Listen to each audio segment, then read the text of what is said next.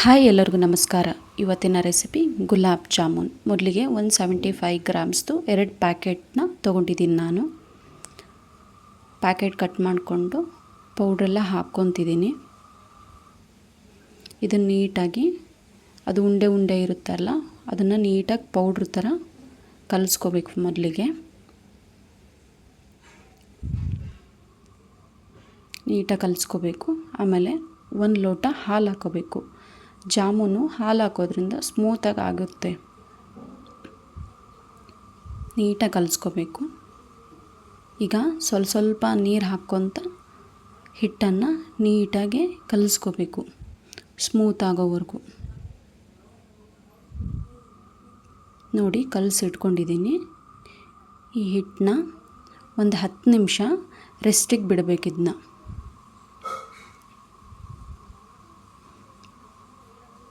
ಈಗ ಒಂದು ಪಾತ್ರೆಗೆ 3 ಕಪ್ ಆಗೋವಷ್ಟು ನೀರು ಹಾಕ್ಕೊತಿದ್ದೀನಿ. ಅದಕ್ಕೆ 2 ಕಪ್ ಆಗೋವಷ್ಟು ಸಕ್ಕರೆ ಹಾಕ್ಕೊತಿದ್ದೀನಿ. ಈ ಕಡೆ ತೀರ ಸಿಹಿನೂ ಅಲ್ಲ ಸಪ್ಪೆನೂ ಅಲ್ಲ ಥರ ಆಗುತ್ತೆ. ನೀಟಾಗಿ ಈ ಥರ ಪಳ ಅನ್ನೋಂಗೆ ಕುದಿಸ್ಕೋಬೇಕು. ಒಂದೆಳೆ ಪಾಕ ಮಾಡ್ಕೋಬಾರ್ದು, ತುಂಬ ಸ್ವೀಟ್ ಅನಿಸ್ಬಿಡುತ್ತೆ. 1/2 ಸ್ಪೂನು ಕಾರ್ಡಮಮ್ ಪೌಡ್ರ್ ಹಾಕ್ಕೊಂಡಿದ್ದೀನಿ. ಫ್ಲೇವರ್ಗೆ ಚೆನ್ನಾಗಾಗುತ್ತೆ. ನೀಟಾಗಿ ಕಲಿಸ್ಕೊಂಡು ಈ ಥರ ಪಳ ಅನ್ನಂಗೆ ಕುದಿಸ್ಕೋಬೇಕು. ಈಗ ಹಿಟ್ಟು 10 ನಿಮಿಷ ರೆಸ್ಟಿಗೆ ಬಿಟ್ಟಿದ್ವಲ್ಲ, ಸ್ಮೂತ್ ಆಗಿದೆ.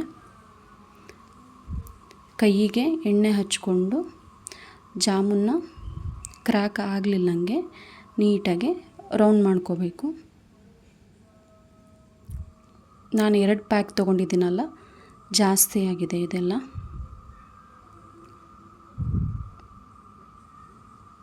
ನೀಟಾಗಿ ಸ್ಮೂತಾಗಿ ಕ್ರ್ಯಾಕ್ ಆಗಲಿಲ್ಲಂಗೆ ಜಾಮೂನ್ ಪ್ರಿಪೇರ್ ಮಾಡ್ಕೋಬೇಕು. ನೋಡಿ ಆಲ್ಮೋಸ್ಟ್ ಪ್ರಿಪೇರ್ ಆಗಿದೆ. ನೋಡಿ ಜಾಮೂನೆಲ್ಲ ಪ್ರಿಪೇರ್ ಆಗಿದೆ. ಈಗ ಎಣ್ಣೆ ಕಾದಿದೆ. ಜಾಮೂನೆಲ್ಲ ಎಣ್ಣೆಲಿ ಕರ್ಕೋಬೇಕು. ನೀಟಾಗಿ ಬ್ರೌನಿಷ್ ಕಲರ್ ಬರೋವರೆಗೂ ಕರ್ಕೋಬೇಕೆಲ್ಲ.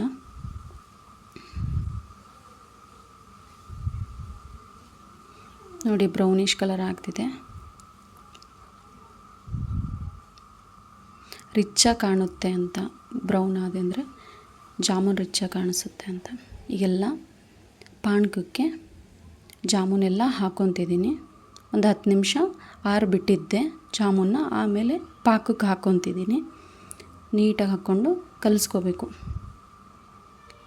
ಒಂದು 3 ರಿಂದ 4 ತಾಸು ಮುಚ್ಚಿ ಹಾಗೆ ಇಡಬೇಕು. ನೀಟಾಗಿ ಪಾಕ ಎಲ್ಲ ಎಳ್ಕೊಳುತ್ತೆ. ನೋಡಿ ಈಗ ಜಾಮೂನ್ ರೆಡಿ ಆಗಿದೆ.